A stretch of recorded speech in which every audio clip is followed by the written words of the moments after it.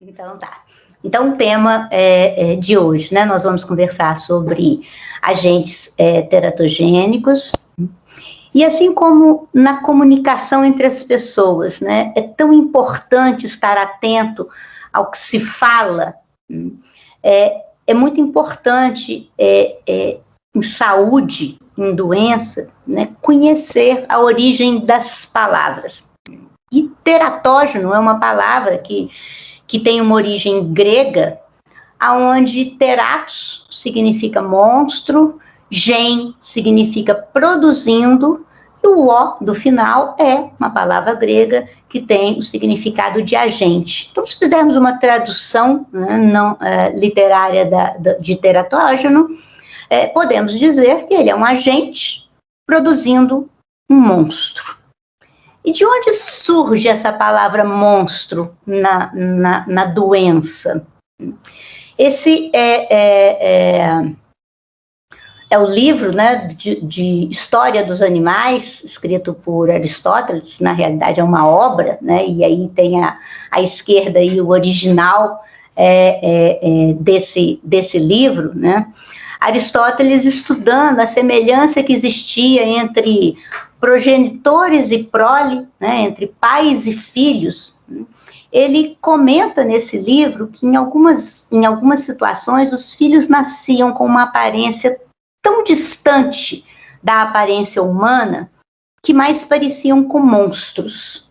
E como ele escreve isso em inglês, ele usa exatamente a introdução do termo, né, teratos, na medicina, por assim dizer, né? E ele considerava, né, ele considera no livro que essas diferenças, né, ou que ele chamava de dessemelhanças, elas eram indícios de que a natureza tinha sofrido um desvio, né? Eu acho essa história muito interessante. E quando nós olhamos a palavra monstro, né, nos dicionários mais recentes, nós vemos que quando o Aulete, no século XIX, uma versão dele do século XIX, ele descreve o que é um monstro, ele descreve que monstro é tudo o que é contra a ordem regular da natureza. Ou seja, ele traz para o dicionário muito desse conceito de desvio que Aristóteles falava lá no século XII, né? E que em fisiologia o termo monstro significava um animal que no todo ou em algumas das suas partes se afasta da estrutura ou da conformação natureza dos da sua espécie ou sexo, e cujo estudo pertence à teratologia. Várias palavras, né, com o avançar do tempo, elas foram revistas, né, do ponto de vista do seu significado, e a edição atual do mesmo Aulete, né, ele retira muito dessa conotação pejorativa. Então, ele diz que monstro significa ser de conformação anormal, cujo estudo pertence à teratologia. Então, é muito interessante quando a gente olha esse significado. Então, o que é hoje considerado um teratógeno? Um teratógeno é qualquer agente que, atuando diretamente durante o desenvolvimento embrionário ou fetal, pode produzir uma alteração permanente na forma ou na função. Alguns grupos de teratologia, eles preferem separar a teratogênese dos efeitos fetotóxicos. Eles consideram que o efeito teratogênico deveria ser apenas restrito às alterações na forma, e que alterações na função deveria ser utilizado com outros termos. Mas a maioria dos grupos considera que você deva utilizar o termo tanto pela alteração da forma quanto para alteração da função. Como é que esse agente vai atuar sobre o desenvolvimento embrionário ou fetal? Nós temos que lembrar que, embora o útero, né, ele tenha como papel essencial dar abrigo, nutrição e proteção ao feto, em desenvolvimento, né, embrião e feto em desenvolvimento, ele não é capaz de fazer essa função de forma absoluta. Então, por meio da placenta, né, principalmente por circulação sanguínea, mas também por ação transmembrana e muito raramente por ação ascendente, alguns agentes nocivos podem alcançar este feto ou embrião em desenvolvimento, né, e levar, então, à produção final de uma alteração permanente, seja na forma ou na função deste concepto. E isso vai incluir várias situações, como substâncias químicas, incluindo aí medicamentos, né, fatores físicos e ambientais. E nós precisamos lembrar que os defeitos congênitos, eles podem ser divididos em defeitos morfológicos e funcionais. Que 2 a 3% dos recém-nascidos apresentam algum tipo de defeito congênito maior, identificável ao nascimento. Ao longo da vida, outros defeitos podem, principalmente na função, podem ser detectados, né? Do ponto de vista etiológico, 80%, né, cerca de 80% de todos os defeitos congênitos não têm uma etiologia claramente definida. E dos 20% que tem uma etiologia claramente definida, 95% dos casos a etiologia vai ser genética. Estima-se, então, né, que os fatores ambientais vão responder aí talvez por 2 a 3%, para alguns 3 a 4% dos defeitos congênitos, né? A maioria vai ficar aqui, o que nós chamamos de multifatorial, ou seja, uma interação entre predisposição genética e ambiente, uma porção de etiologia genética, tá? E um pouco aqui da contribuição dos agentes teratogênicos. Isso é uma coisa extremamente importante, principalmente para quem trabalha com dismorfologia, e a medicina fetal é uma especialidade que trabalha com a dismorfologia, só que ela trabalha com a dismorfologia no período pré-natal,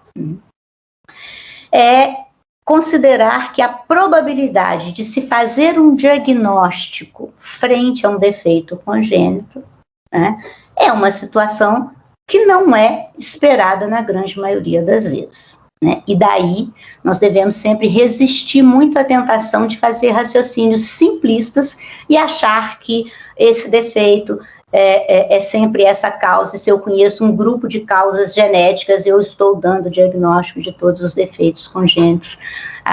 Isso está longe de ser real. Né? Então, como eu disse anteriormente, os teratógenos podem envolver várias situações, né? E nós podemos ter tanto doenças maternas, como agentes físicos, químicos, biológicos e mecânicos, que podem atuar, então, dentro deste conceito de ser um agente teratogênico. E dentro dos princípios da teratogênese, é muito importante entender que para que aquela alteração na forma ou na função ocorra, tem que existir uma série de situações que permitam que esse desenvolvimento seja alterado da sua programação inicial. Então, essa alteração, né, ou seja, a susceptibilidade de um concepto para ter alteração no seu desenvolvimento vai depender do genótipo, então, uma característica específica do concepto, né? Então, o seu genótipo, que determina a forma como ele interage com os fatores ambientais nocivos, vai depender da natureza do agente, da natureza do teratógeno, e é importante entender que os teratógenos, eles agem, né, através de mecanismos muito específicos em células ou tecidos em desenvolvimento, e hoje, cada vez mais, nós conhecemos os mecanismos moleculares em que vários teratógenos atuam, vai depender da dose, da frequência e do tempo de exposição do concepto a esse agente, e vai depender da época do desenvolvimento, do período de desenvolvimento em que ocorre essa agressão. Então, isso tudo tem que ser levado em conta quando nós, inclusive, avaliamos qual é o risco de, ao ter sido exposto àquele agente, eu tenha um efeito teratogênico. E para isso, né, nós temos que lembrar toda a riqueza da embriologia humana. Na riqueza da embriologia humana, alguns pontos são extremamente importantes quando nós pensamos na ocorrência ou no desenvolvimento de uma malformação.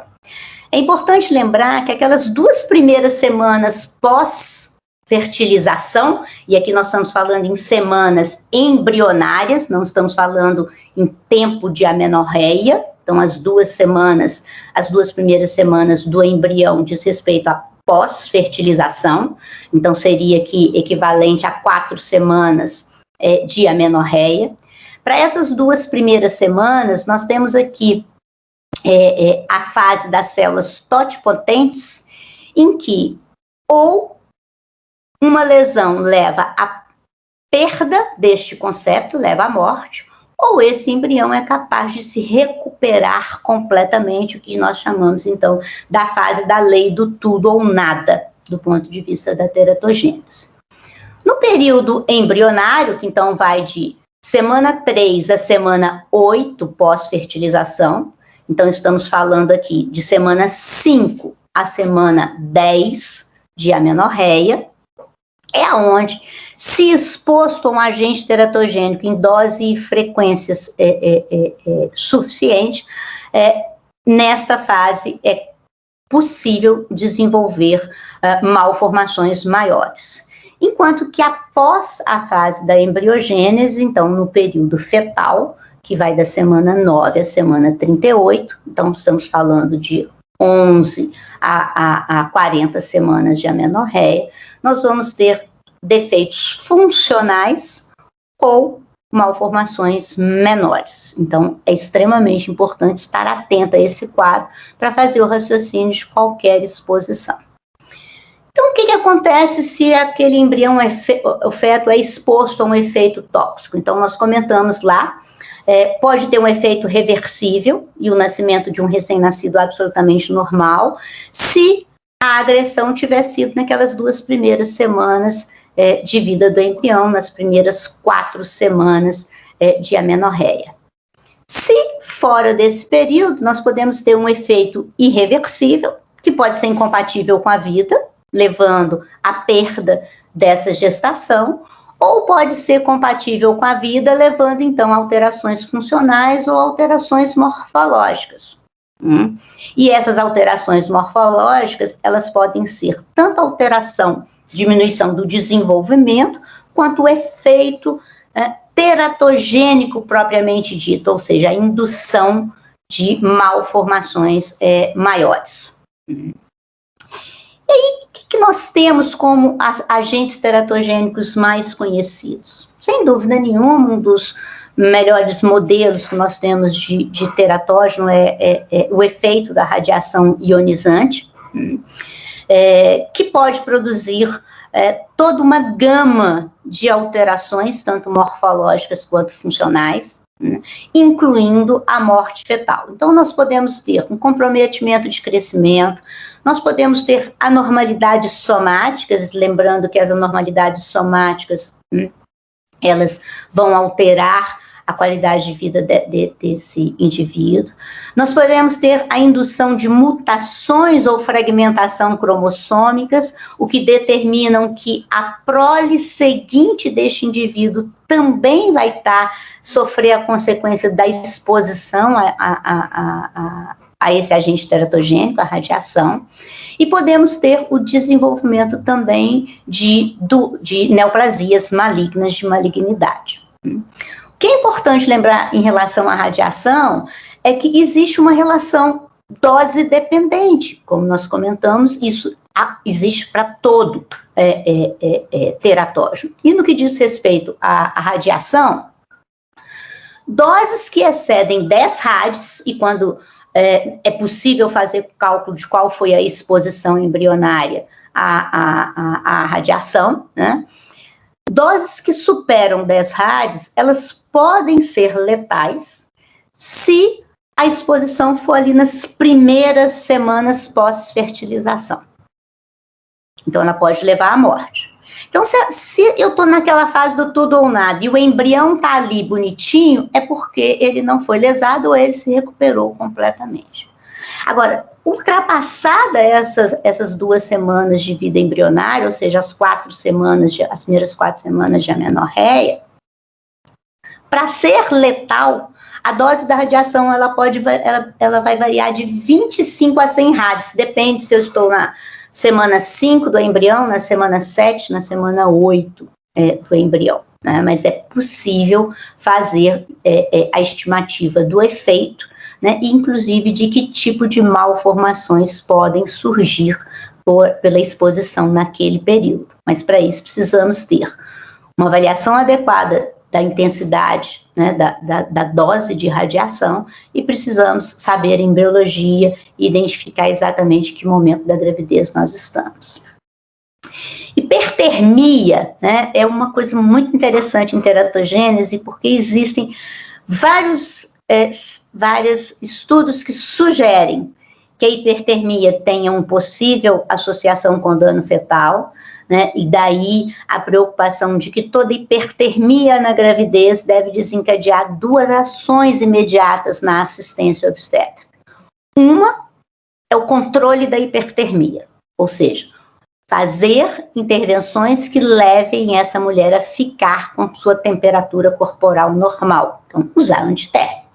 A outra é identificar a etiologia da hipertermia, porque o problema é que muitas das vezes quem é capaz de lesar o feto não é a temperatura corporal da mãe em si, mas a etiologia dessa hipertermia, e aí, às vezes, nos estudos, isso nem sempre é fácil de separar, né? Mas eu listei aqui, né? Então, peguei ali desde a década de 1970 até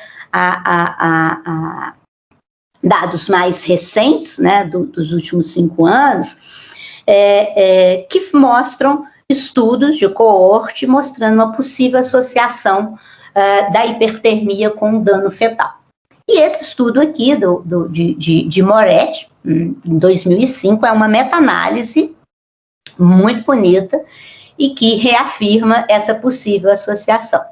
Por outro lado, existem alguns estudos, saiu uma publicação recente, agora em 2017, né, um estudo de coorte também, né, questionando o efeito direto da febre na gravidez em relação ao risco de malformações congênitas. Então, diferentemente da radiação, em que o conhecimento é muito bem sedimentado, na hipertermia existem ainda algumas dúvidas, mas faz com que, do ponto de vista clínico, estejamos atentos a não deixar uma gestante ficar com febre por tempo prolongado.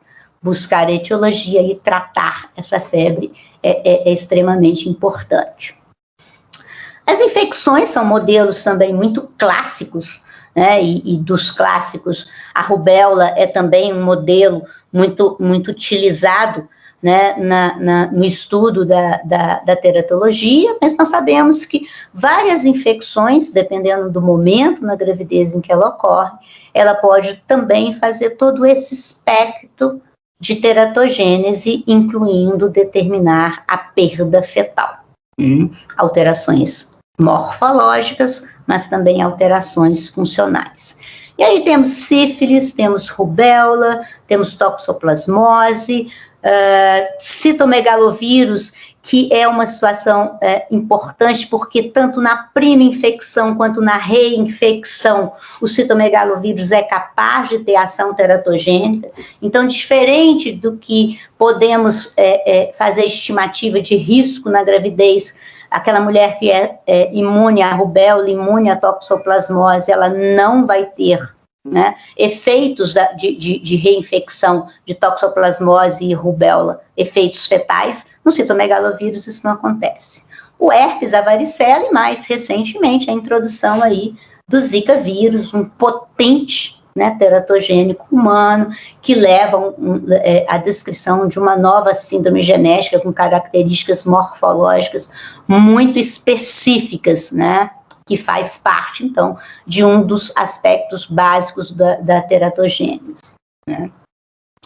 O álcool, né, sabemos que o álcool, ele também é lesivo para o feto, não existe uma dose considerada segura de álcool para a gestação, porque, como eu disse, uma característica extremamente importante na susceptibilidade é o genótipo do concepto.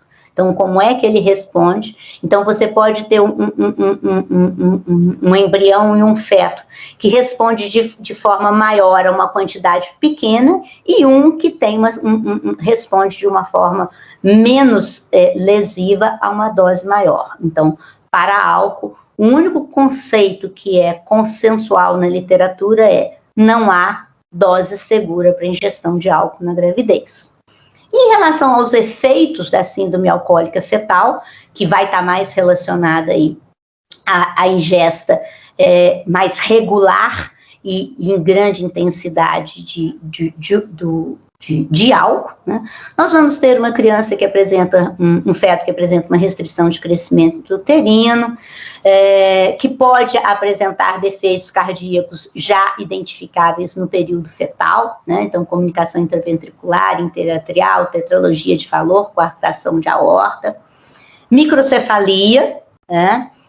Defeito de tubo neural, algumas anomalias renais, mas uma série de alterações da síndrome alcoólica fetal, elas vão ser perceptíveis apenas no exame pós-natal, porque diz respeito a alterações menores, e só um exame detalhado dessa criança vai permitir que a gente veja, por exemplo, a ausência do filtro, ou um filtro muito fino, né? A hipoplasia de lábio superior, uma fenda palpebral curta, uma base de nariz alargada, uma sinostose radioulnar, e as características funcionais, né? Deficiência intelectual, hiperatividade, irritabilidade, que obviamente vão ser características só identificáveis no período pós-natal. Mas nós temos o que nós chamamos de espectro do álcool fetal, né? Que pode ser caracterizado apenas, por exemplo, por distúrbios comportamentais e deficiência intelectual. As doenças maternas, né, as mais importantes são o diabetes prévio à gestação, basicamente o diabetes tipo 1, né, o diabetes tipo 2, ele pode ter um efeito teratogênico mais de desenvolvimento de uma hipertrofia miocárdica que vai, ao longo da vida dessa criança, poder complicar com uma miocardiopatia dilatada. Mas o mais comum é o diabetes tipo 1, né, que tem aí a sua anomalia mais patognomônica, né, a sirinomielia, mas que é extremamente rara, mas vou lembrar aí defeitos renais, defeitos de tubo neural, cardiopatias, né? A fenilcetonúria, que é um grupo importante hoje de doenças maternas, porque as pessoas rastreadas ao nascimento como portadoras de fenilcetonúria têm hoje um cuidado que permite que elas não desenvolvam deficiência intelectual, ou seja, elas têm maior capacidade de socializar, alcançar a idade reprodutiva e reproduzir. E as mulheres com fenilcetonúria têm maior risco de ter filhos com deficiência intelectual, microcefalia e cardiopatia, pelos níveis elevados de fenilalanino, que nós chamamos, então, da PKU materna. Não é que a criança tem fenilcetonúria, porque a fenilcetonúria é uma doença autossômica recessiva. Então, o risco da mulher ter um filho com fenilcetonúria clássica, né, é o risco baseado se o marido dela é ou não portador de mutação do gene da fenilcetonúria.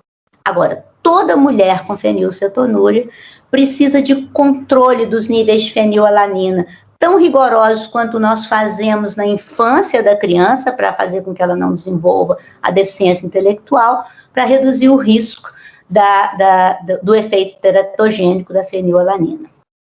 Tireoidopatia, também, né, principalmente quando existe a produção de anticorpos, e a outra questão é a questão do medicamento, que nós vamos falar um pouco depois. O lúpus, que é capaz de fazer alterações levando até a bloqueio atrioventricular total, mais especificamente quando é uma mulher com lúpus e o anti-Rho positivo, mas o bloqueio também pode acontecer na presença do anti-LA, então essas mulheres precisam ser rastreadas em relação a esse anticorpo, e na presença deles, ter um acompanhamento diferenciado para tentar detectar o bloqueio ainda parcial e tentar fazer, evitar que evolua com bloqueio total. E hoje a obesidade é considerada um potente teratógeno na espécie humana, não apenas aumentando a taxa de abortamentos, mas também no maior risco de nascimento de crianças com malformações maiores, em especial defeitos de tubo neural e cardiopatias. Um outro grande grupo de substâncias, né, químicas que podem ter ação teratogênica são os medicamentos. Uma coisa que é extremamente comum de se utilizar na gravidez. Né? Nós podemos, na gravidez, precisar usar um medicamento por uma indicação materna, e ao tratar a mãe, eu vou estar expondo o embrião e o feto aos efeitos deletérios dessa medicação. Eu posso ter uma indicação que é tanto materna quanto fetal. Então, por exemplo, a sífilis é um exemplo clássico disso, eu trato tanto a mãe quanto o feto. E eu posso ter uma situação em que eu tenha uma indicação, na realidade, fetal, e que aí o contrário de quando a indicação é materna, eu vou estar, na realidade, expondo a mãe aos efeitos deletérios da medicação, porque a mãe vai ser a via de administração desta medicação.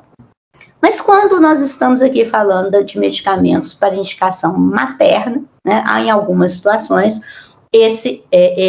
alguns medicamentos podem ter uma ação teratogênica. E o que nós temos hoje de conhecimento? Hoje nós não utilizamos mais aquela classificação que o FDA utilizou durante várias décadas, né, de categoria A, B, C, X, D, né? Isso não é mais considerado uma boa forma de dar a informação. Hoje a informação é dada, qual é o potencial de lesão e que lesão essa substância dá, né? Então, nós temos hoje divisões que do ponto de vista de teratógenos, né, nós chamamos de teratógenos maiores ou teratógenos inequívocos, que vão ser, ser aquelas substâncias que determinam um aumento de até 10 vezes no risco de malformações estruturais grosseiras.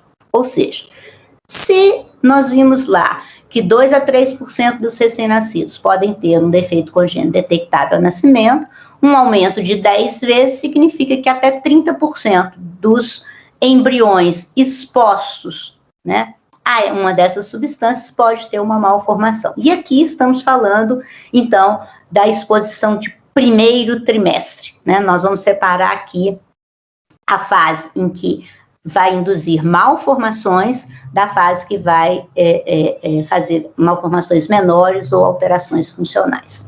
Então, nesse primeiro grupo aqui, né, nós temos os retinóides sistêmicos, todos eles, né, a secretina, etretinato, a isotretinoína, a tretinoína, a talidomida, o micofenolato e o ácido valproico. E aqui nós temos quais são os sistemas e órgãos principalmente afetados, né? E isso vai nos ajudar a pensar. Eu sou capaz de detectar, né, isso na vida fetal? Que grau de tranquilidade eu posso dar para uma mulher que foi exposta à medicação? Lembrando que os retinóides, eles têm uma característica muito complicada, que não é apenas quando você está tomando que você expõe o feto, né? Entre você parar de tomar e deixar de ter efeito fetal se você engravidar, o tempo é longo. Alguns consideram que hoje o ideal é 24 meses para liberar uma gravidez após a interrupção de retinoides sistêmicos, né? Outros consideram que 12 meses seria suficiente, tá?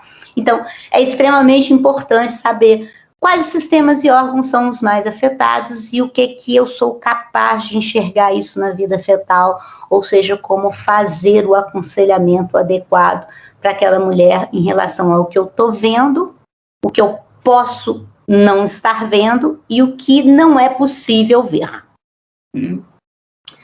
Nós temos então aqui, né, só lembrando o ácido retinóico, que eu disse que tem uma característica muito especial pela questão de não é se eu estiver tomando durante a gravidez, é há quanto tempo eu parei, é tão importante quanto se eu estou tomando, né? Então aqui a descrição mais detalhada de cada uma das alterações que fazem parte da endopratia do ácido retinóico, né? Então, a microtia e anotia bilateral, a estenose de conduto auditivo externo, micrognatina, fenda palatina. Não vou ficar lendo tudo isso aqui, né? Que tem nos livros textos de teratologia, de obstetrícia, de morfologia fetal, né? E é preciso estudá-los e fazer a busca diagnóstica no período pré-natal daquilo que é possível enxergar, né? Porque, por exemplo, uma microdisnesia cerebelar que leva a alterações extremamente importantes, dificilmente vão ser detectadas por meio da ultrassonografia. A talidomida, né? Então, como eu comentei, radiação é uma substância química, física, desculpa, que tem um modelo de teratogênese muito bem estabelecido. A rubéola, né, um agente, um vírus, né, como um teratógeno potente. E a talidomida é um modelo, né, de medicamento mais bem estudado na teratologia humana e que leva a graves defeitos de redução de membros, também defeitos de orelha, defeitos cardíacos, anomalias renais, mas também alterações aí levando a alterações da musculatura intestinal, principalmente representada por atresia do adenal, né?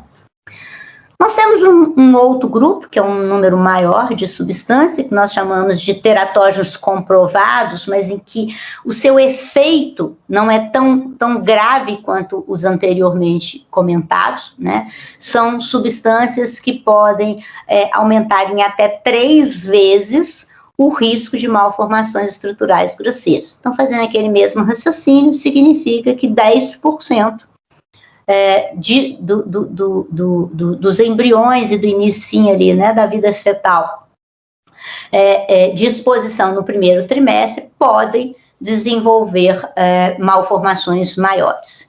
E aí nós temos o grupo, os androgênios, temos a carbamazepina. Então veja que o ácido valproico está lá, né, com um potencial lesivo muito maior do que a carbamazepina. Na realidade, a gente não tem nenhum anticonvulsivante não teratogênico, a gente tem uns mais ou menos teratogênicos. Isso aqui tudo, gente, considerando monoterapia, tá? Porque quando existe politerapia, não é a soma do risco. Então, por exemplo, se ela toma fenobarbital mais carbamazepina, não é igual a somar o risco da carbamazepina com fenobarbital. A potencialização é muito maior do que a soma, e isso tem que ser levado em conta. Então, esses riscos aqui, pensando sempre em monoterapia. Então, os derivados cumarínicos, ciclofosfamida, metotrexate, misoprostol, né, que é um problema dado ser uma substância que é utilizada para interrupções voluntárias da gravidez, né, num país que tem uma legislação restritiva como a nossa, então nós vamos ter gravidezes expostas ao misoprostol. A penicilinamina, né, o fenobarbital, como comentei, a fenitoína, topiramato, então vejam que os anticonvulsivantes, né, eles todos podem ter uma ação teratogênica, o ácido valproico muito mais lesivo do que os outros. A vitamina A, que em doses superiores a 25 mil unidades por dia, vai acabar tendo efeitos, indução de defeitos igual dos retinóides.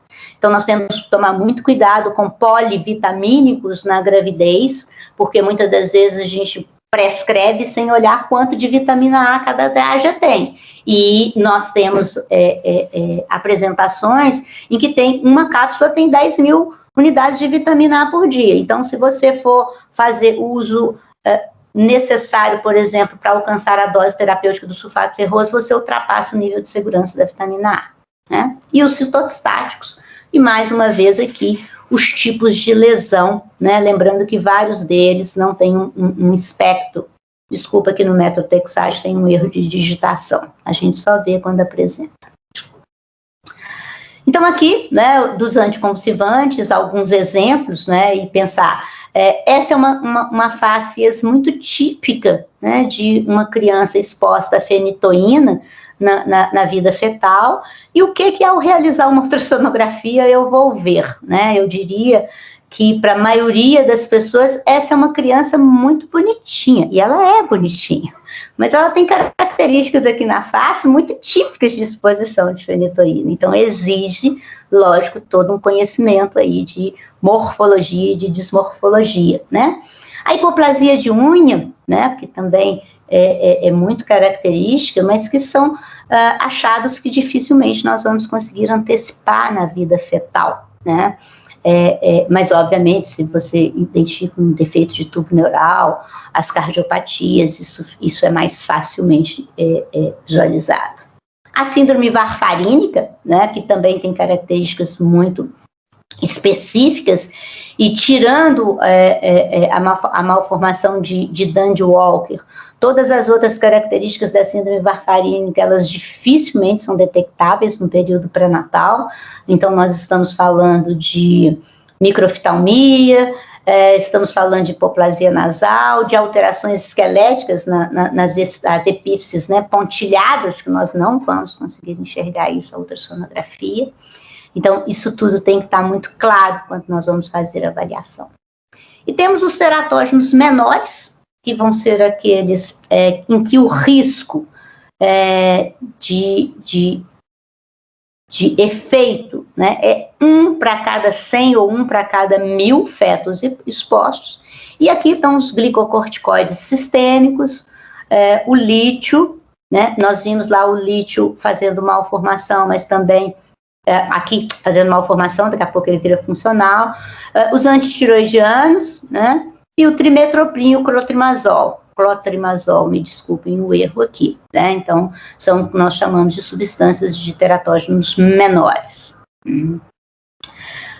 Agora, e quando a exposição passa o primeiro trimestre? E quando isso acontece no segundo, terceiro trimestre? Eu tenho efeito? Tem.